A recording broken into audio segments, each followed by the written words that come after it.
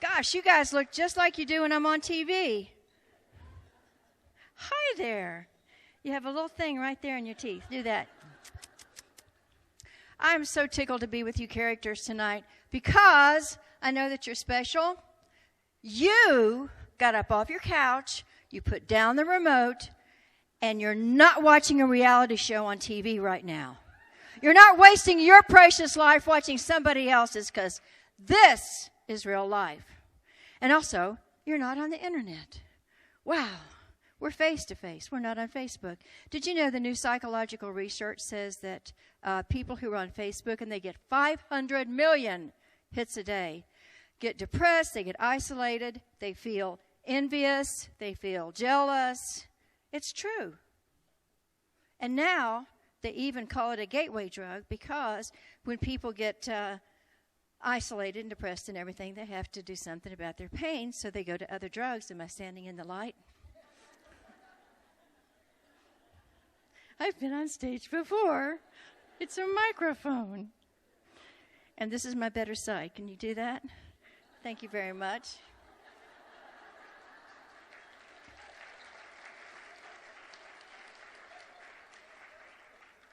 But it's true. We are now face-to-face, and as people, I just want to let you know that because of emotions and moods affecting our health, what we're also doing tonight is good for our health. I just got back from Sausalito, California. I was out there studying with a brilliant cardiologist. He's been on the cover of Time and Newsweek magazine. He was actually President Clinton's cardiologist when Clinton was president, and ate too many cheeseburgers and had heart problems. But Dr. Dean Ornish is one of the experts in how important it is for us to have a support system. I say that friends are kind of like condoms. They protect you when things get hard. See what happens when you sit down front? Aren't you grateful that you chose to sit right there? Gotcha. It's okay, breathe. Just breathe. I can do CPR. I used to be a head nurse in ICU. I see you. Okay. So this is the deal. You and I need to have 5 to 7, at least 7, they're actually saying, interactions, social interactions every week just to stay sane. That's what Dr. Dean Ornish said. And believe it or not, you are 50% more likely to die 7 to 10 years earlier if you don't have a support system. And that's one of the cool things about the YWCA. If I had had a support system back then when dinosaurs roamed the earth, before Al Gore invented the internet, I would have had a much easier life. Now, I'm going to ask you, because you're all very busy people, who's your best friend? Who's your very best friend, like on the planet? I want you to think about that, because that's why I'm here today. I'm going to ask you to start thinking differently. You're going to think differently about me later.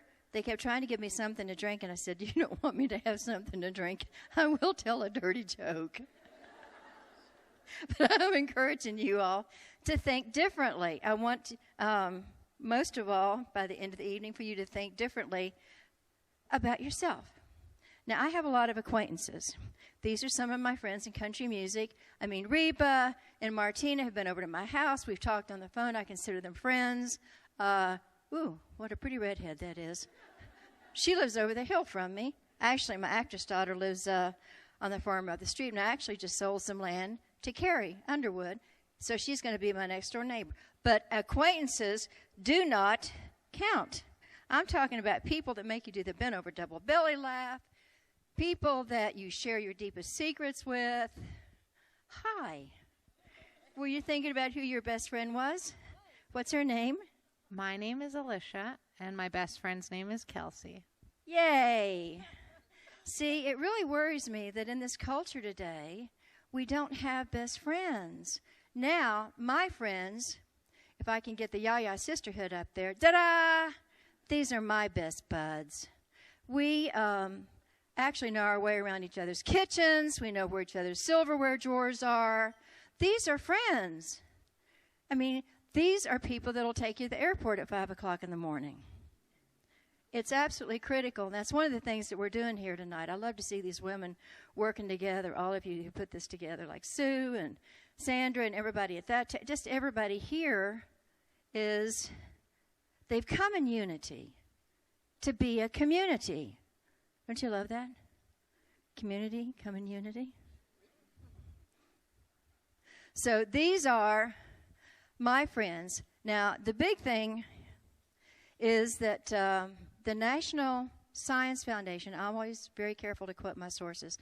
The National Science Foundation has found that Americans today, and this is hard to believe, we've got all this unprecedented prosperity, technology, medical advances. We are the most unhappy, isolated, and depressed we've ever been in the history of humankind. Did you know that? But you're not surprised. It's true. Now, for George Clooney's home phone number, Elizabeth, it's 310. What do you think is the reason? Why are Americans so depressed, so isolated, and so unhappy today? Just holler it out. We're very interactive. You know me. I'm completely audience participation. Isolated, that's a symptom. Lonely, we are very lonely. That's a symptom. Come on with it now. Technology, I heard greed, materialism. What was that? We want what everybody else has. That would be called envy. Can we get the lights back up? I want to see their smiling faces. Right. And this table over here just asked, you reckon she's had a facelift? Of course I have. Of course I have. I can hear everything you say. Hi. I didn't want you girls to feel like you're in timeout back here. Boy, this is a clean plate society back here. You ate all your desserts. But just holler it out. Really, why do you think Americans are so depressed, isolated, and unhappy right now? You're all around it. What you're doing is you're giving me all the symptoms. You're giving me all the no social interaction. Ooh, that's one of the biggies. That's entitlement. Ooh, I got to go to L.A. tomorrow. You talk about entitled. These people have been pretending so long they've forgotten they're pretending out there. It's because, say it again. Fear, self-centeredness. Ooh, these are all so good. It's because we don't know who we are. We don't know who we are as individuals anymore. And that's because we have no idea who we are as being defined from within. Okay, so this friend of mine recently was telling me that he had an experience. He stopped. I'm back here. I'm going to sit right here so you can see me.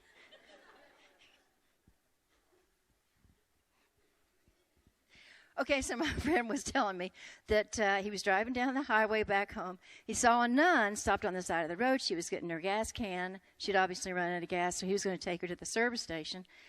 And on the way, the nun said, I am so appreciative. You're such a wonderful Good Samaritan. How can I ever thank you? And he said, you know what? I have always had this fantasy about kissing a nun. And the nun said, well, you know, I did offer, so as long as you're a practicing Catholic, as long as you're not married, you don't have any kids or anything, I guess it'd be okay. So at the next stoplight, they had the bit of a kiss, and both of them enjoyed it a little too much. Well, they get the gas can, and they go back to the nun's car, and as they're saying goodbye, all of a sudden the guy said, my friend said, he just felt so convicted. He said, oh, I have lied to a nun. I'm Jewish. My name is Myron Schwartz. I've got 8 kids.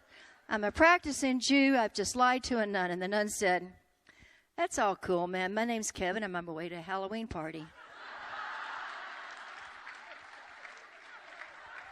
So what kind of mask are you wearing? Can I get you tonight to consider taking off your mask? Will the real you stand up? See, I have written on here,